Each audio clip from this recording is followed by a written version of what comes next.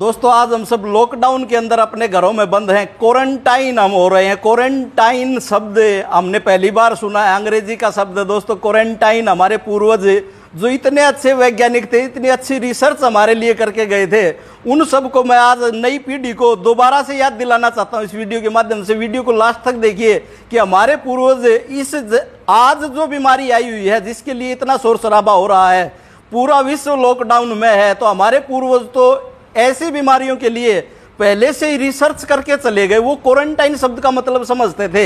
कैसे समझते थे, चलो आपको भी एक नए संदर्भ में आज मैं समझाता हूं। दोस्तों बच्चे के जन्म से लेकर जब किसी भी घर में कोई नया बच्चा जन्म लेता था तो 1 महीने के लिए उस जच्चा बच्चा को घर के अंदर ही क्वारंटाइन करते थे, एक अलग कमरे में रखते थे। और बाहर से आने जाने वाला, उसके मायके से भी कोई व्यक्ति आता था तो उसको भी 5 से 7 घंटे अलग बिठाकर फिर उसके साथ मिलने देते थे। ऐसी हमारी समृद्ध परंपरा थी।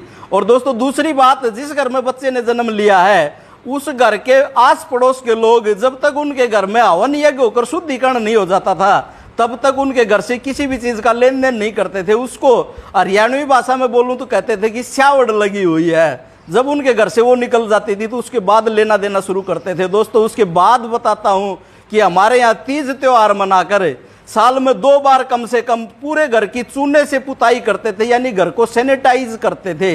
इतनी अच्छी हमारी परंपरा थी। तीसरी और बात बताता हूं कि किसी भी अजनबी से जब हम मिलते थे तो हाथ नहीं मिलाते थे। हम अंग्रेज की तरह, जो हम आजकल हमारे पूर्वज टोकते भी थे लेकिन हम सुनते कहां थे, दूर से ही नमस्ते करने की जो हमारी परंपरा थी वो बड़ी ही जेन्युइन परंपरा थी, जो आज के संदर्भ में भी ज्यों की त्यों लागू होती है। और दोस्तों उसके बाद हमारे पूर्वजों का कितना अच्छा विज्ञान था कि कोई भी व्यक्ति घर के बाहर से जब भी आता है तो बाहर पहनने जाने वाली चप्पलें अपने देहरी दरवाजे के बाहर ही निकाल के घर के अंदर प्रवेश करता था। और बाहर, और हमारी खाने की जो परंपरा थी, जो आजकल आप खाते हो ना, बैठ के पिज्जा बर्गर जो भी खाते हो और उसको यूं ही खाना शुरू कर देते हो, दोस्तों हमारी जो परंपरा थी वह क्या थी कि हाथ धोकर खाना चाहिए। हाथ धोकर हम खाते थे। दोस्तों उसके बाद जो आज के संदर्भ में सबसे बड़ी खोज हमारे पूर्वज करके जा चुके थे कि मृत व्यक्ति के साथ उसके अंतिम संस्कार में जितने भी लोग शामिल होते थे वहां से तुरंत आने के बाद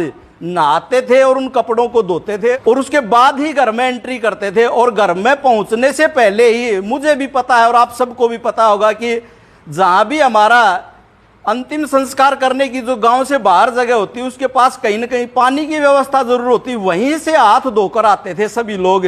और दोस्तों उसके बाद परंपरा थी कि मृत व्यक्ति के जितना भी सामान, यहाँ तक कि उसकी चारपाई भी घर से बाहर निकाल देते तो उसके बिस्तर वगैरह, उनको इस विज्ञान का पता था। और जिस घर में मृत्यु हो जाती थी उस घर में उसके आस पड़ोस के पास परिचित मित्र खाना बनाकर देकर तो आते थे लेकिन उस घर से लेता कोई भी कुछ नहीं था।